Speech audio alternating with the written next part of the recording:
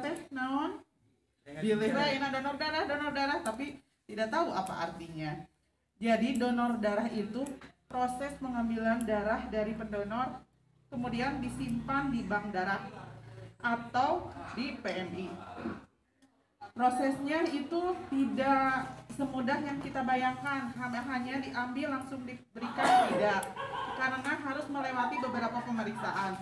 Yang pertama, sebelum kita mendonor juga kan harus ada persyaratan tertentu, sehingga bapak-bapak, ibu-ibu yang sebelum mendonor harus mengisi inform konsen yang isinya tentang anamnesa atau wawancara tentang kesehatan, karena yang mendonor itu harus benar-benar sehat. Kemudian dilakukan pemeriksaan tekanan darah, HB, kalau misalnya lolos baru bisa mendonorkan darah. Setelah darah diambil juga tidak langsung diberikan, tetapi di PMI itu diperiksa dulu apakah darah dari bapak ibu itu aman, bebas dari penyakit. Jadi diperiksa 4 penyakit, ada hepatitis B, hepatitis C, HIV, dan sifilis. Kalau misalnya ada penyakitnya, kami akan memberitahukan kepada yang bersangkutan untuk segera ditindaklanjuti, karena penyakit-penyakit tersebut tidak terlihat seperti jag-jag gitu ya, padahal ada virusnya di dalam tubuh. Kemudian setelah diproses, kemudian ada permintaan darah dari rumah sakit, tidak langsung juga, walaupun golongan darah sama bisa saja tidak cocok, di cross check lagi, cross match namanya ya, cocok tidak dengan pasien.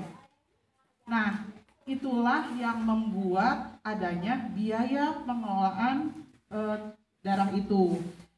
Kadang-kadang ada yang bilang bade meser darah, nah donor nanti abi kedah mayar. Nah itu, jadi proses dari awal itu membutuhkan biaya dan kami sama sekali tidak ada bantuan gitu ya. Jadi benar-benar dari biaya pengganti pengelolaan darah.